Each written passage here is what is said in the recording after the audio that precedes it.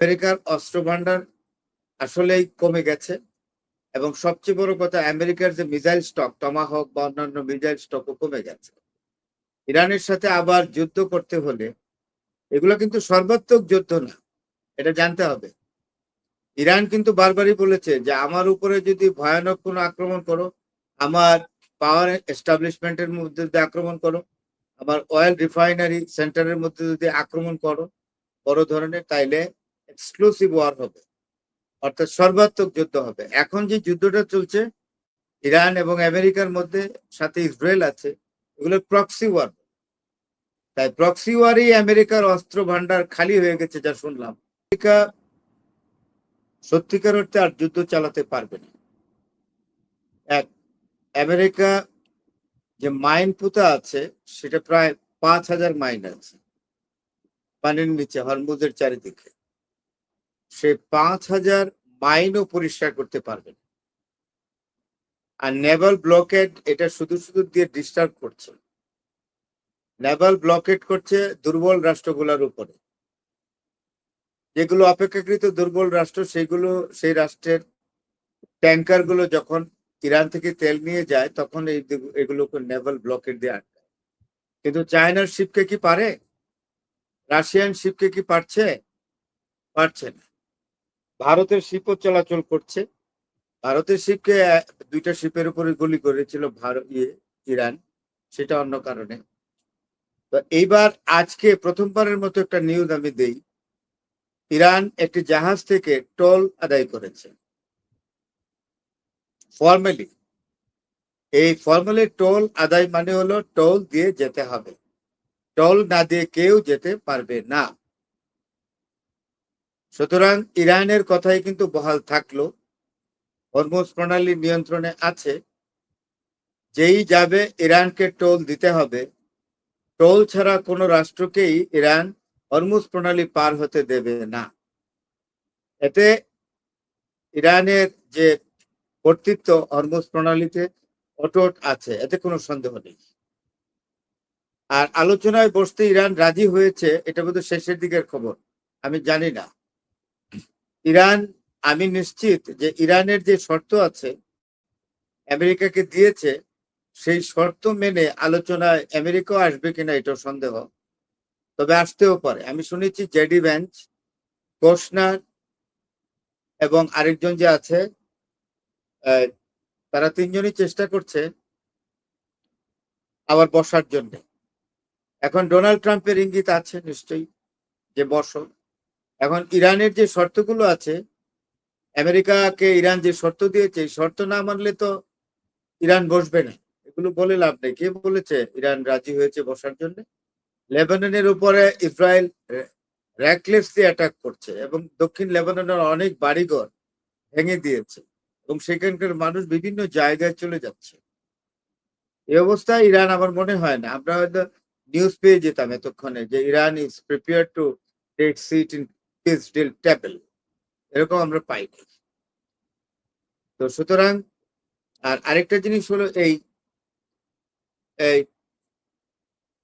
যুদ্ধ বিরতি লম্বা দেওয়ার কারণ হলো, যেটা আমি আবার ফিরে আসি, যুদ্ধ চালানোর ক্ষমতা আমেরিকার নাই। আমেরিকার অস্ত্র ভান্ডার আসলেই কমে গেছে এবং সবচেয়ে বড় কথা আমেরিকার যে মিসাইল স্টক টমাহক বা অন্যান্য মিসাইল স্টকও কমে গেছে। ইরানের সাথে আবার যুদ্ধ করতে হলে এগুলো কিন্তু সর্বাত্মক যুদ্ধ না, এটা জানতে হবে।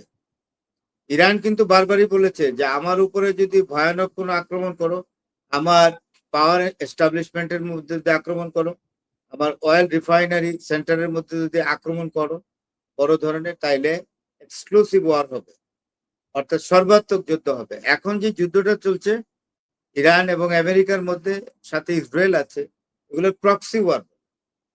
তাই প্রক্সি ওয়ারই আমেরিকার অস্ত্র ভান্ডার খালি হয়ে গেছে, যা শুনলাম। আর সর্বাত্মক যুদ্ধ করতে হলে তো আবার অস্ত্র নতুন করে তৈরি করতে হবে। তার জন্য আমেরিকার বাজেটের খুবই দরকার, বাজেট দরকার, সৈন্য বাহিনীর মধ্যে শৃঙ্খলা দরকার। ইতিমধ্যেই সেনাবাহিনীর আমেরিকার উচ্চপদস্থ সেনা কর্মকর্তারা আর যুদ্ধ চালাতে চায় না। তারা বারবারই বলছে যে Donald Trump is leading America to a particular serious military disaster. তো সেখানে তারা যুদ্ধ করতে চাচ্ছে না। এরই মধ্যে আরেকটি খবর আছে যে আমেরিকার সেনাবাহিনীর পরিবারের সদস্যরা, যেমন তাদের স্ত্রী, মা বাবা, সন্তানরা আন্দোলনে নেমেছে ডোনাল্ড ট্রাম্পের বিরুদ্ধে। কেন তাদেরকে কেন কেন যুদ্ধে পাঠানো হবে সৈন্যদেরকে? আসলে তো কোনো ফয়সালা হচ্ছে না, কোনো ফল তো আসছে না এই যুদ্ধে। নিষ্ফল যুদ্ধে কেন মানুষের প্রাণ যাবে? একটি সৈন্য যুদ্ধ করতে আসবে, অনেকগুলো ফ্যাক্টরি এখানে কাজ করে। আমেরিকা অনেক দূর, এখানে প্রায় 7-8 হাজার মাইল দূরে এসে সে যুদ্ধ করবে তার স্ত্রী, পুত্র, পরিবার, মা বাবাকে রেখে। 2 নম্বর, সে তো মারাও যেতে পারে। কার জন্য মারা যাচ্ছে? কিসের জন্য মারা যাচ্ছে? মানুষের জীবনের মূল্য নাই, যার জন্য এই সেনা পরিবারের সদস্যরা ডোনাল্ড ট্রাম্পের বিরুদ্ধে রাস্তায় নেমেছে এবং ট্রাম্প তার পেটুয়া বাহিনী দিয়ে তাদেরকে কাউকে গ্রেফতার করছে, কাউকে ছত্রভঙ্গ করছে। এই হলো আমেরিকার অবস্থা। অত্যন্ত একটা বিশৃঙ্খল অবস্থা ডোনাল্ড ট্রাম্প তৈরি করেছে।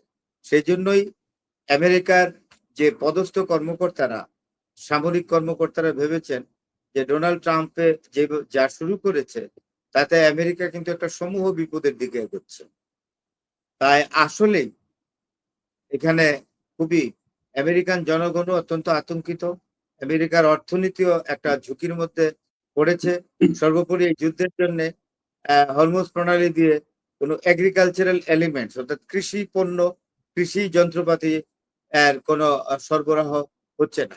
এটা ইউরোপ থেকে যেমন ধান কাটার বা মানে ফসল কাটার যে যন্ত্র আছে এবং ট্রাক্টর জমি চাষ করার, সেগুলো আমাদের বাংলাদেশের মতো রাষ্ট্রে আসে, তারপরে মিয়ানমারে আসে, ভারতে আসে, পাকিস্তানে আসে, সেগুলো আর আসছে না।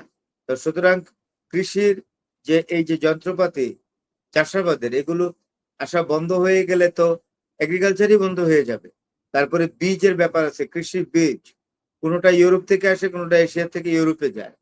তো সুতরাং এইগুলো তো বন্ধ, তাইলে কৃষি ব্যবস্থা এবং কৃষি উৎপাদনের উপরে মারাত্মক প্রভাব পড়েছে। কৃষি উৎপাদন অত্যন্ত স্কেলিটনিক হয়ে যাচ্ছে, ঠিক আছে, একেবারে। তো যার ফলে একটা প্রেডিকশন আসছে যে এই অবস্থা চলতে থাকলে এই বছরের শেষের দিকে বা সামনের 2027 সালের প্রথম দিকে এই প্রায় সারা বিশ্বের 450 কোটি লোক অনাহারে মারা যাবে। ধন্যবাদ। জি, আচ্ছা, আমি একটা বিষয় একটু বলি যে ডোনাল্ড ট্রাম্প যুদ্ধবিরতির ঘোষণা করেছেন, একই সঙ্গে ইরানের বন্দরগুলোতে যে অবরোধ রয়েছে সেই অবরোধ অব্যাহত থাকবে বলছেন। ট্রাম্পের এই যুদ্ধবিরতিটা আসলে অবরোধ অব্যাহত রেখে কি ধরনের যুদ্ধবিরতি ঘোষণা করেছে? ইরানের বন্ধ কি অব্যাহত রাখতে পারবে? ইরানের বন্দর বন্ধ রাখতে পারবে? ট্রাম্পের যে ঘোষণা যে অবরোধ রয়েছে, অবরোধ অব্যাহত রাখবে। ইরানের সাথে, লেট মি টেল ইউ, ইরানের সাথে জ্বালানি চুক্তি আছে কার? চীনের। চীনের ফিউয়েল এগ্রিমেন্ট আছে, জ্বালানি চুক্তি আছে চায়নার ইরানের সাথে। তো চায়না তো তেল নিবেই। চায়না অন্য কোনো জিনিসও নিবে, চায়না ফল ফ্রুট নিবে, ফলের বিভিন্ন জাতের ফল নিবে ইরান থেকে। ইরান ফলের জন্য পৃথিবী বিখ্যাত, এটা কে না জানে। আরো অন্যান্য জিনিস নিবে যেগুলো। এবং চায়নার জাহাজ দিয়ে ইরানও চায়না থেকে যা আনতে চায় যন্ত্রপাতি, তো চায়নাও তাদের জাহাজ দিয়ে পাঠাবে। তো দেখি আমেরিকা চায়নার জাহাজের উপরে কি করতে পারে? কিছুই করতে পারে।